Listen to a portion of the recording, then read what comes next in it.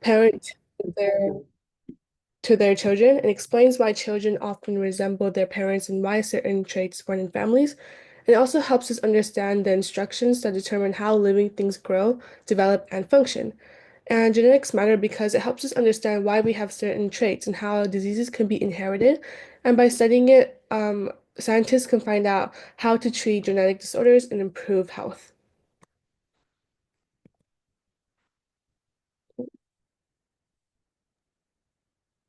DNA is the molecule found inside cells that carries the genetic information needed for an organism to develop and function.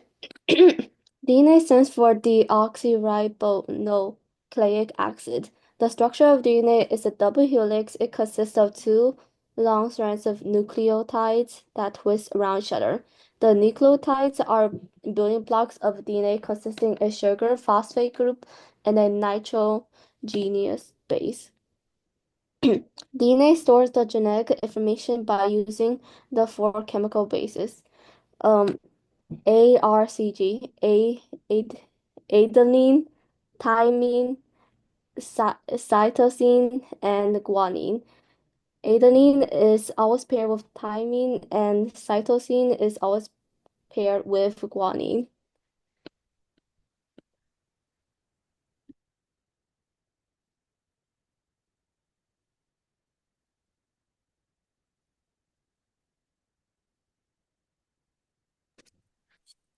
Um, Genes are the building blocks for your body. You inherit your genes from your parents, and you receive one copy of a gene from each parent, one from the egg and one from the sperm. Once you receive a pair, your genes divide and copy themselves until your body has enough genes to fill your instruction manual. And there are approximately 20,000 to 25,000 genes in your body. Chromosomes are structures that look like a thread, which live in the nucleus of cells. Chromosomes contain DNA and protein, and they come in different sizes. Humans have 23 pairs of chromosomes, 46 in total, and chromosomes divide into 22 number pairs, autosomes, and one pair of sex chromosomes, X and Y. You receive one chromosome from each parent to make a pair. And DNA, genes, and chromosomes work together to make you who you are. Genes are the segment of your DNA which give you physical characteristics that make you unique. Together, your body has a complete instruction manual that tells you your cells how to behave. Next slide, please.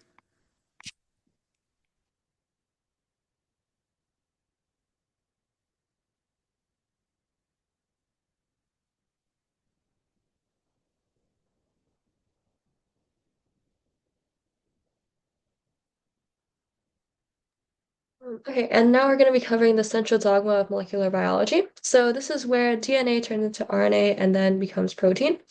And the structure of the protein kind of tells you its function. And it also goes into gene expression, in which transcription is where the RNA strand is created, and translation is where protein production happens.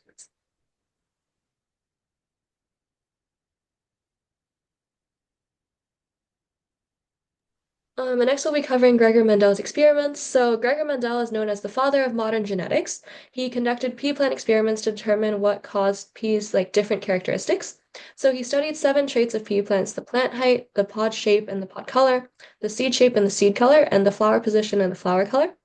And for example, he was breeding through experiments like true breeding, where he was breeding yellow and green peas and always got yellow peas. And then he figured out that when this generation of yellow peas was bred together, the green peas would reappear in a ratio of 1 to 3 yellows, so one green to three yellows. And he called the greens like factor recessive and the yellows factor dominant. And he didn't know what genes were, but he was still able to come up with several laws and principles of how you inherit different genes. So alternate versions of genes allow for a lot of different variation in inherited characteristics. An organism inherits two versions of a gene or alleles, so you inherit one from each parent. Um, and if the two alleles in a locus will differ, like the green and the yellow peas, the dominant allele determines the appearance, and the recessive gene or like the green pea in this case would have no effect. And the two alleles of the heritable character segregate and will end up in different gametes.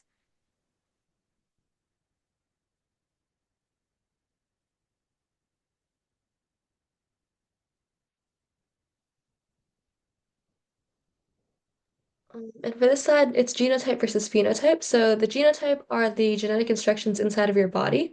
It's made up of genes inherited from your parents. It determines how your body will grow and kind of like function. And your phenotype are traits or features that can be seen. So you can't see your genotype, but you can't see your phenotype, but you can't see your genotype, but you can see your phenotype. And your phenotype includes things like eye color, hair color, and height.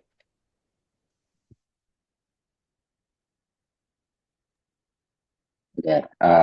So alleles are basically mutations or variations within a genetic code for a specific trait inherited from both parents. So it's basically different versions of the same gene. So you have the dominant allele, which only needs one copy of the variant to be expressed, while the recessive allele needs both copies of the variant in order to be expressed. So an example of this is eye color, as seen in the image. Brown is the dominant eye color, and blue is the recessive eye color. So if you look at it, it shows that uh, with one blue and one brown eye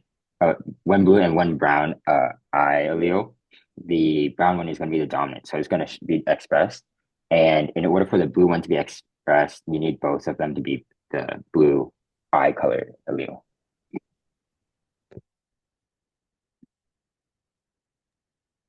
So next we're going to be talking about Punnett squares, and this is a visual tool that we use to predict an offspring's possible genotype and phenotype from their parents.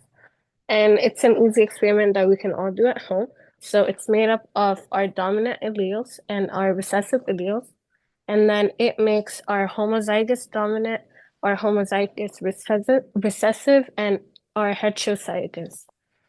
For this example, let's use the previous example from the last slide, and let's say that our dominant allele is our brown eyes, and this can be capital case B, and then our recessive alleles are going to be lowercase b, and these are going to be our blue eyes.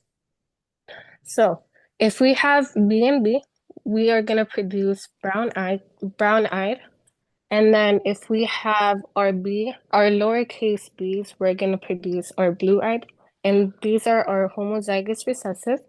And then if we have a capital case B and our lowercase b, we're going to have brown-eyed, and these are our heterozygous.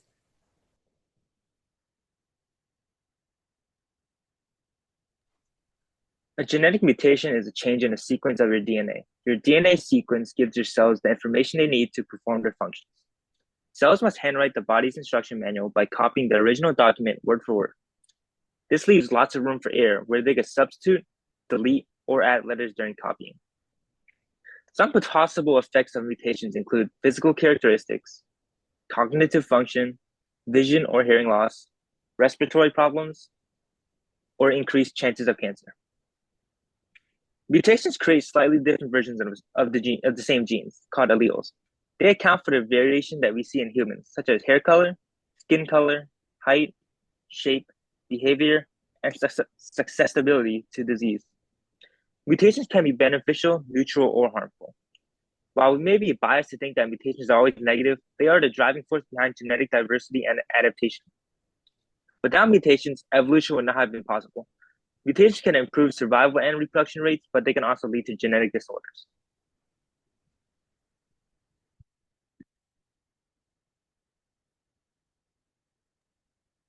Next, we're going to be talking about genetic variation and its relation to natural selection. So, genetic variation is just when there are differences in DNA sequences or genes among individuals within a population, and it can also occur between populations of the same species. This variation can come from like differences in physical characteristics, mating behavior such as like calls and dances, or physiology.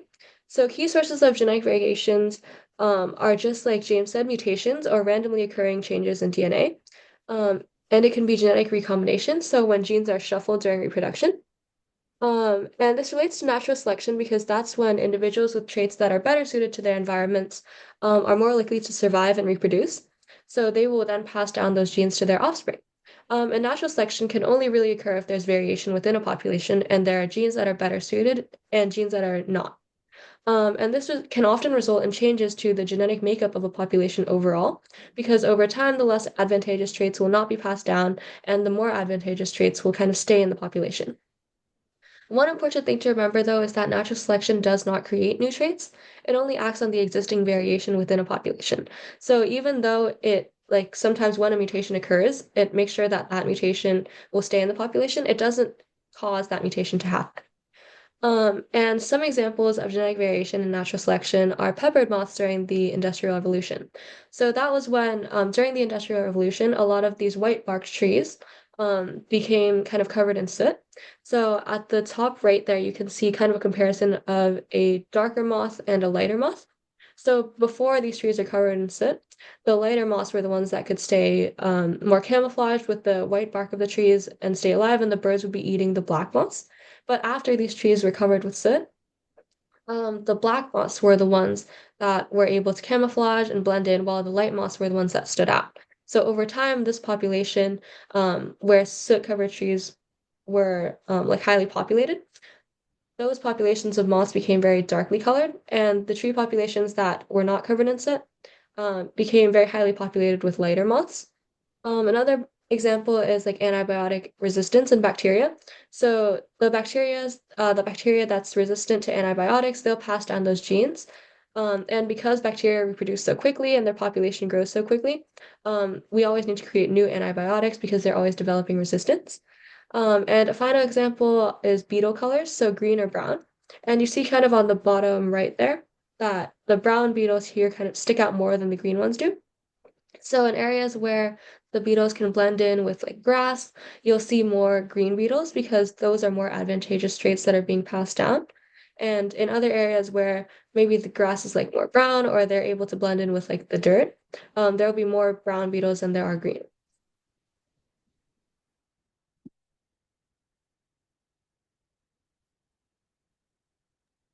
And next we'll be going into genetic disorders or inherited conditions. So genetic disorders are just mutations in the person's genes or chromosomes that can be inherited from parents to children. So one example is cystic fibrosis, which is a genetic disorder that affects the lungs, digestive system, and organ tissues. It causes kind of like abnormally thick and sticky mucus to build up in the lungs. It's inherited through recessive alleles where the child will inherit two mutated CFTR genes. And then the next one is sickle cell anemia, which is just a genetic blood disorder that affects the red blood cells, and they become sickle-shaped instead of round. And that causes a lot of blockages in blood vessels. And this is also inherited through recessive alleles where the child will inherit two mutated sickle cell genes. And then we have hemophilia, which is a genetic bleeding disorder that affects the body's ability to form blood clots due to its lack of blood clotting proteins. And this just causes random occurrences of spontaneous bleeding and excessive bleeding from minor injuries. This is inherited in X-linked recessive patterns where the mutated genes are within the X chromosome.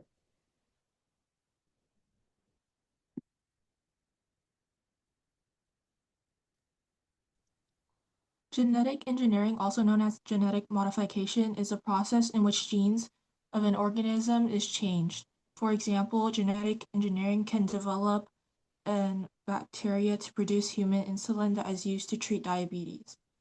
CRISPR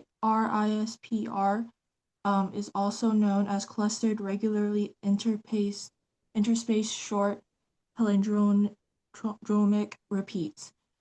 The CRISPR is a bacterial immune system that allows precise modifications to DNA sequences. It's used to treat genetic diseases, fight cancer cells, and create crops that are more resistant to pests.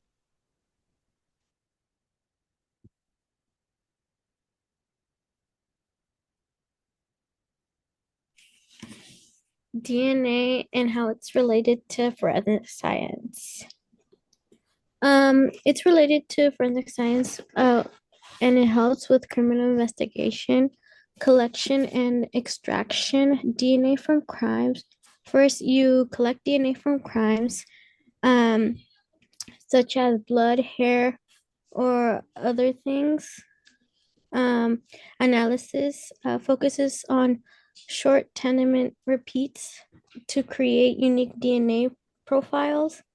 For short, the short tenement repeats stand for STR, short repetitive DNA sequence 1 through 6 base pairs that vary between individuals. And then comparison matches with the suspect DNA to link them to the crime. Paternity test collection. DNA from a child and alleged father are obtained. Analysis, they compare the STR marker to confirm the biological relationship. Next slide, please.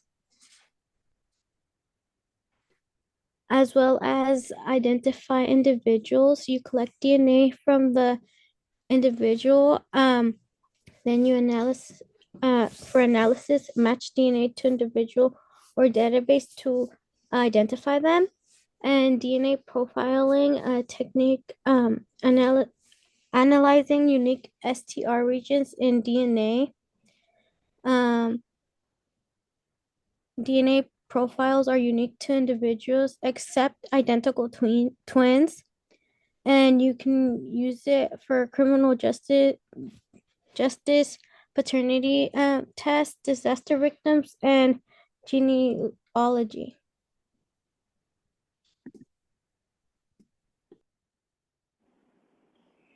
All right, we're going to be talking about something really cool. It's called the Human Genome Project.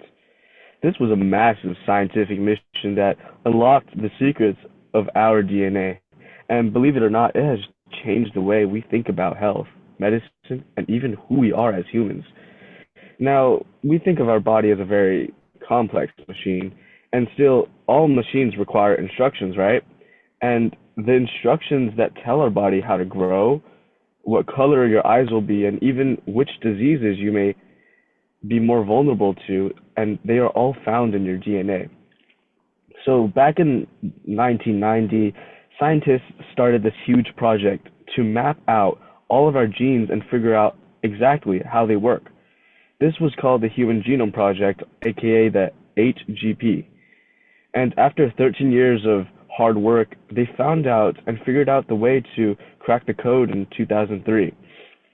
And before HGP, we knew DNA controlled our traits, but we didn't fully understand how.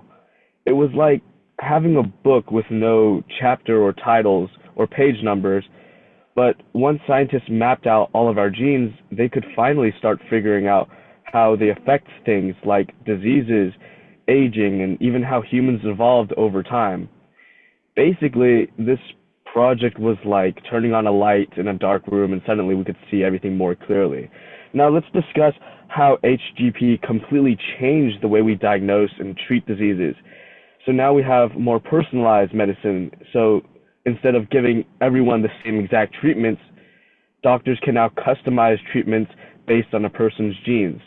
And this means fewer side effects and being more effective because it was made just for you, matching your genetic makeup, leading to better results. And it also helped with early disease detection when scientists can now identify genetic markers that show if someone is at risk for diseases like Alzheimer's or heart disease before symptoms even appear. Now let's move on to genetics. Before HGP, we knew data controlled how we looked and worked, but we didn't exactly know how. Now we understand so much more because of the Genome Project. And ever wonder why some diseases run in families? Well, because now scientists can now pinpoint the exact responsible genetic conditions like diabetes or Down syndrome, and doctors can see these inherited diseases and help us find ways to treat and prevent them because of HGP helped us understand how these genes work. And for the human evolution and ancestry, HGP also helped us understand where we came from. It led to those cool ancestry DNA tests that tell you about your heritage and how we are all connected as humans. The HGP project didn't just help doctors, but it also changed the way scientists do research. So understanding how genes work, the scientists achieved this because HGP opens new doors for research projects such as ENCODE, which studies how genes turn on and off in our bodies.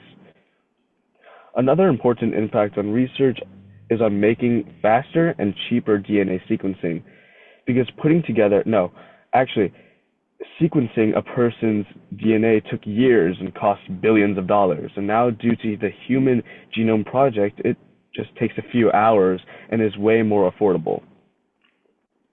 Ultimately, in the end, the Human Genome Project was such a big game changer. It gave us the blueprints of life, a lot of instructions, and transformed medicine. It gave us advanced genetics, and it opened new doors to new scientific research. And the best part about this is we're still learning from it today.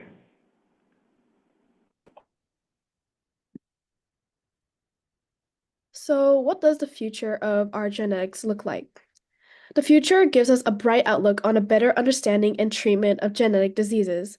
We can expect the improvement of personalized medicine. As in the name, this is catered towards the person's specific genetic coding. As doctors may find defective problems with their genes, they could diagnose specific dosages or specialized procedures that are more targeted towards the distinct complication. It could also be used to prescribe preventative measures to prevent genetic diseases from occurring.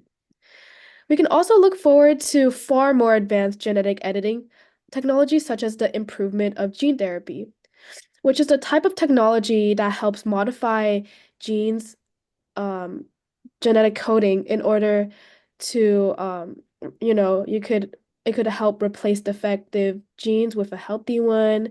It could also introduce a brand new gene that the person may not have but is necessary for their health. And if a gene is not effective enough, gene therapy could also help make it more functionable to prevent disease and boost practicality.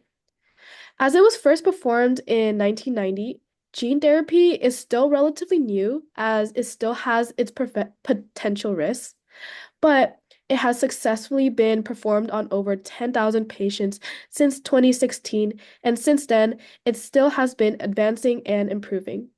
CRISPR is actually an example of gene therapy that scientists are still striving to improve.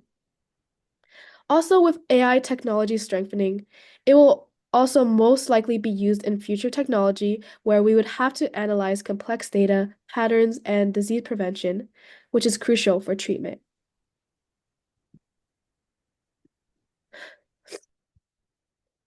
Thank you guys for coming for today's presentation. Next week we'll be presenting on cancer research.